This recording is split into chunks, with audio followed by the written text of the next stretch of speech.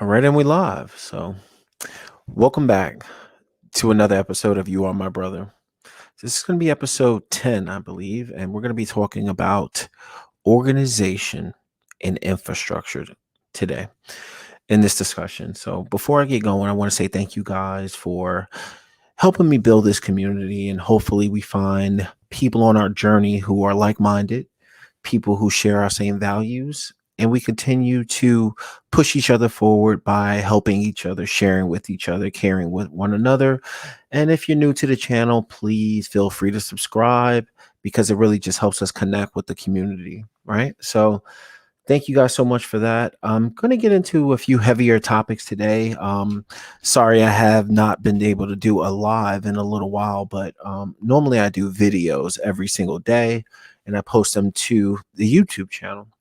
But when I decide to use the live feature, I'm able to go on Twitter as well. So pardon me for doing that. And I think going forward, every Sunday, I would like to do a Q&A of sorts to where I'll be using the live. So that's what this is going to be about today. So, moving into the first talking point, I want to talk about the importance of infrastructure. So, before I go into the importance of it, I want to tell you why I'm bringing this up. So, I'm currently in the state of Georgia, or in the city of Atlanta to be more specific. And there's been a lot of chatter here on the ground about, some of the voters' rights actions or the suppression tactics of the Republican Party and how they plan to use this as a mantle for them going forward to disenfranchise and suppress people's vote, not only here in Georgia, and this is why I think this is so important. This will set the ground stages for us going forward. So, for instance, this might be something that you think that does not apply to you, and because you might be in a different state, whatever have you, but just know that it may start here. And this is where it will start. And if they are successful here, do not be surprised if they're turning this up in your state. So the point being here that I really want to talk about is setting up infrastructure and why it's so important. So due to all the tactics that have been tried by the Republican Party, specifically in this particular state, there's been a real call to action amongst community activists to hold corporate companies accountable. And what I really mean by that is in the wake of, brothers losing their lives like George Floyd, Eric Gardner, Michael Brown, people like that, Trayvon Martin, the list goes on and on and on, sadly enough. But there's been a lot of chatter that these organizations were ready to throw money at that time, really willing to use their, influence, if you will, to push this narrative to help people out. So there's been a real call to action that where are these organizations, where are these companies now? Where are these companies, more specifically, being that you're in Georgia, you're talking about companies like Coca-Cola. You're talking about companies like Delta. You're talking about companies like Southern Bell or Southern Power, which is the Southern Company is really a power company here in Georgia, and they also may even own Alabama Power. The importance of this is that there's been a lot of call to action for these companies to step up and say, hey, companies, where are you now that we need your help? And you should be able to use your influence to help people out and stand for something just. But as you notice, maybe the corporate companies, they specialize in toting the line. So what I want to talk about is infrastructure and how we don't really need these companies. I'm going to tell you why we don't need to put pressure on these companies, because we have the ability to do the same things ourselves. For instance, we can call on Coca-Cola, who's been very successful as a company and employed a lot of African Americans throughout their time. Same thing with Southern Company, same thing with Delta. But are we setting ourselves up for failure in the sense that we should not have to ask these companies for anything? And on this channel, I like to break things down to a simpler level, just so that way, I don't like using big terms. I think it kind of throws people off, and I want everybody to know that they have a dog in this fight. So that's the way I tend to approach the way I talk about things in my videos. So this specifically is the case here is that we put our money as black and brown people into the hands of these companies. Granted, I know some people may like a beverage soda. They own Gatorade. Now I think Coca-Cola actually owns Powerade, and you have a company like the Southern Company. We fly Delta. There are endless amount of companies that we can hold liable. Yes, we can, but we have the ability to build our own infrastructures, and I'm gonna tell you how we can simply do that. I'm going to use an example of Publix. Publix is a grocery store that is mainly out the South. And maybe a lot of people don't think about this, but there was an incident that happened in Florida where Publix, along with the governor of Florida, Mr. DeSantos, decided that they were going to give vaccine shots to certain people in a certain neighborhood. So us as black folks, whether we're in the state of Georgia, whether you're in Florida, we have the direct ability to impact that by no longer shopping at Publix, by no longer putting money in these corporations' hands and then having to be able to ask them for help. If we simply just did something just a little bit differently, a little bit. I'm not asking you to change everything you do. I'm not asking that. I'm just asking you to be cognitive or cognizant, if you will, of what's going on around you. For instance, if you simply go to Publix, let's say you go to Publix 5 days out of 7 days, because Publix may be the only grocery store by your house. But if you can reduce that by maybe getting your fruits and vegetables per se, or other grocery products from somewhere else. For instance, there's a great African American or a great grocery store here in the city of Atlanta that you can pump money into that store and just reduce the amount of money that you may spend at a Publix. This will totally shift Publix's approach to how they think about things. For instance, if you cut back on just a few Coca-Cola sodas, let's say you're the type of person out there who goes buys a Coke or a Powerade each and every day, or let's say 5 days a week, you can simply cut that back to three because nobody's asking you to change, but modification is possible. Point being here is that people, we have the ability to create our own infrastructures to where we don't need to go asking other people for absolutely anything. We can shop in our own communities, black, brown communities. We can cross, and I shop all the time at Latin grocery stores that they have here, or I'll find a black a brother or a sister who might be selling fruits and veg on the side of the road or in their particular community, and I seek them out to. I'm still going to go to Trader Joe's. I'm still may go to Whole Foods. I still may go to Kroger, but I'm cognizant. I'm cognitive of the fact that I'm not spending all of my money with those places. So what this will do is it will create a power structure, and it will create emphasis on the things that we feel are important by simply just supporting things in your own local communities. So, like I said, nobody's asking you to change, nobody's asking you to do radical movements. But if you and your brother, your sister, other people out there just make simple tweaks, simple modifications. For instance, Home Depot was another big company here in Atlanta. You can easily not buy from Home Depot. You don't have to cut Home Depot off. But let's say, for instance, you were going to go buy $200 worth of items from Home Depot. To scale that back to maybe 100, and then find another local source that maybe you can support that shares your same vision to help that company be more successful because their position is very much in line with who you are. Now, sometimes I know some people may have felt, well, I've invested in black businesses and they didn't treat me right.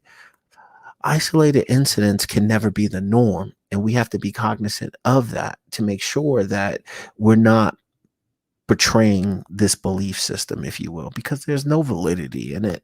We have the ability to impact our communities and change wealth forever by simply just cutting back, not eliminating, but simply cutting back on certain things that may improve our functionality, if you will. So that's my standpoint there. I'm going to go into my second point, which is the importance of organization, simplification, and how things are just now fragmented. And I really want to share my screen with this. And before I share my screen, I want to talk about why I'm doing this. So there's been a lot of stories in the news and chatter that it's really got me a little disturbed, and I'll tell you what I mean by that. Now, I don't expect any organization to be perfect, and I'm not a perfect person. Most people are not perfect. We live in a very imperfect world, and that's totally fine. But I'm going to show you that the importance of organization and how it can benefit everybody. So, for instance, there's been a lot of talk about, the national organization or the national umbrella, if you will, about Black Lives Matter and how much money that they brought in. And I may have even talked about this in a previous video, but I'm covering it again because I want to break it down to another level because I really think that we're looking at it one way, but there's another way to look at it. Point being is that there's been a lot of chatter about Black Lives Matter making X amount of dollars, or the NAACP bringing in X amount of dollars, and where are they giving those dollars to? And the reason why I'm a little disturbed by it, and I understand nothing's perfect, but what it's really about is the fact that if we are to fully be organized and fully have the same vision, we have to understand what we're supporting and the importance of building that particular organization. So, with Black Lives Matter specifically, let's say they've been around for 4 years, but you guys know, and if you don't know, it's totally fine. BLM is not ran like a typical organization. They don't have the experience, the infrastructure, the knowledge base just at this particular moment in time to be on the scale of an NAACP or other big chapters or other big, organizations. So they are trying their best. So what I really mean by this is, let's not destroy things that support us because we may not agree with one particular thing. And I know that in this particular case with BLM, they've been called out on various local levels by chapters and people by not giving money.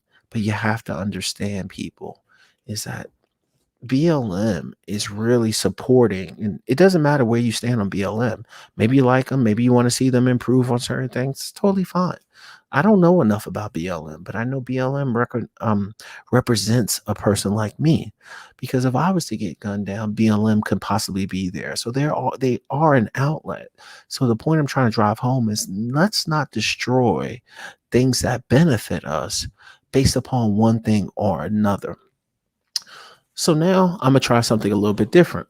I'm going to share my screen to really show you the importance of really what I'm trying to discuss here, if you will. So bear with me 1 second, and I'm going to share my screen with you guys here. So let's see. I want to share my Chrome tab. So just bear with me here. And this is something that I found to be so fascinating, right? So look at this. If you guys can see my screen, I just typed in Black national organizations. The point I'm trying to drive here is, people, we have all the organizations we need. We have the National Society of Black Engineers. We have the National Association of Black Accountants, Black Nurses Association, Black MBA Association, Black Journalists, 100 Black men, 100 Black women. You have so many organizations that are already out there. And if you don't know about them, that's totally fine.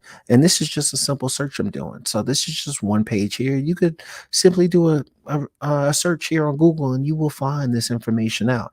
And like I said, it's fine if you guys don't know all of this, but it's really good to research if you have the time. So I'm going to share with you something else. So bear with me here. And I'm just going to share with you another bunch of organizations. And I'm going to tie this back up here in a second, is to tell you really why I'm talking about this is that, let me share this. So this was just a general search. And the point I'm trying to make here is that when you look at Black organizations, people, we have enough organizations to create the infrastructure. We have enough people to really do what we need to do. But I'm going to tie this up in a way that people may not be thinking about. So here I'm looking at National Black Men of America. Atlanta-based organization. You have San Francisco organizations here. You have, National Black Accounts, Black Storytellers. You have the Rainbow Push Coalition. You have the National Urban League. There are so many organizations that we have as Black people that have the ability to really help us out. And some people may be saying, well, okay, these people haven't really helped us out when we needed them at times, but I'm going to show you one thing that might be preventing them from really helping us. So I'm going to tie all these together. So let me kind of stop sharing my screen here and share with you guys one thing that I've typically found. So let me see if I can show you guys this. So if you're seeing this on my screen here, this is nothing more than a simple tree. But when it comes to organization, we need to understand that a lot of the things that we do are really great within themselves. But when you look at it, there's a lot of fragmentation that is out there. And the reason why I'm showing you this tree right now is that if you're looking at the tree has many a different branches, but all of the tree's branches are supported by the root at the bottom. And this may be something that I don't think is overly deep, but really when you look at it, this is the way I see our organizations, in my opinion. If you feel I'm wrong, understand I'm not trying to be disrespectful. And I think that we have phenomenal organizations. We just need to be able to simplify and help them be less fragmented. So, if you look at this tree, and the way I see it is that this tree should represent the core roots of this tree going all the way up to the branches should represent a common goal. And that common goal is about simplification, but the common goal could be the perseverance of Black and brown people in America or the diaspora or all over the world. It really could be. And it serves as a simple premise, if you will. This root should be nothing more than the advancement, the empowerment of Black and brown people throughout the world. Now, as you get into these branches, now you can have an organization or a branch that focuses on Black accounting. There's another branch here that can focus on Black engineers. There's another branch here that can focus on Black voters' rights. There's another branch here that can focus on police brutality. There's another branch here that you could be the African American Association of Human Resources, for instance. There's another branch here where it can be so many different things, Black journalists or Black banks, whatever have you. The only thing I'm seeing in society is that we seem to be so fragmented, and we need to have a common goal. Not in the form of a pack, but similar to a pack, right? Think about it like this. If you go to college, right? You go to school, and when you get to school, you may have a major. The major in this case would be the advancement, the promotion of Black and brown people, or something similar like that. Just something simple that connects everything together. Now, once you get into all the different branches, that's how they organize. So going back to the example of you go to college, you have a major. The major would simply be the advancement of Black people throughout the world, Black and brown people throughout the world. But then these branches can be served as concentrations, if you will. So look at it more like concentrations of the specific things you want to go into. And the only way we get there, in my opinion, is that we understand that we need to simplify around one common goal. You cannot have, well, I'm not going to say you can't, but we've been operating in this fashion that is deemed to be unorganized. If we come together for a common goal, and that common goal could be the advancement of people, Black people, then you can have all these different branches that may focus on banking, that may focus on technology, that may focus on nurses, that may focus on human rights, another one that may focus on voters' rights. But we all connect back to the tree with simplification. And I think that that is one thing that is needed when you look at other people. And I'm not using them as a barometer because trust me, There is nobody better than black and brown people, in my opinion, throughout the world. But these other groups have been able to simplify in such a fashion to where they have one common goal, but that common goal can spread to different places. So no matter who you are, where you are in your life, or if you're one of the top heads of one of these organizations, you guys should really try to come to the table and think about how can we simplify our message to where we all stand connected, where we're trying to advance, enhance, promote, educate, simple things for all of our people. But we have various ways of doing that, but the roots are still the same. Kind of like, I'm going to use another example. For instance, you can look at the great continent of Africa. There's been so many points throughout the history or throughout history where Africa itself has been fragmented. Think about their children. Imagine if you lived in Ghana and you couldn't have the ability to go to South Africa. You lived in, Senegal, but you couldn't go to your neighboring country of Gambia, or because you didn't have a passport or you didn't have a visa to do that, but you're all in the same place trying to advance the same common goal. So, what did Africa do? Africa decided that, hey, we had to have a way for us to come to the table. And, Africa's still working on things. It's a fairly, young and developing country now, but Africa's always been the greatest resource that the world has ever seen. But now African leaders are thinking to themselves, okay, we have 54, 55 countries. We need to be able to create a central network hub that allows our people to connect no matter where they are. And that's the same thing we can do here. We have to understand that we have one common goal, and after we understand what that common goal is, we can venture off into all of these different branches, but make sure that we connect. So that way we stand organized. And if we do that, which I know we will, there's no doubt in my mind that we will, because we always do. No matter what the narrative you have been told, we always come together. So we will do this, but we have to really consider that we need simplification in order to seem less fragmented. And if we do those things, we will be better prepared to set up our own infrastructures. And then our organization will be key and core, set around a certain amount of like minded values. And those have to be simple. So if you are hearing this, just know that I believe we can do this because it is something that we must do. And I really believe that we will get there. So that's just what I wanted to bring you guys today. And I'm just going to leave on this particular note is that if you guys are hearing me, just know one thing. No matter what I talk about on this channel, it's all about the advancement of black and brown people and making sure that if you are seen as a U.S. minority, a world majority member, you are my brother. And this is the way we can connect. You are my brother. You are my sister. You are my family. And we have the ability to do it. Just know the support is there. We can definitely do this.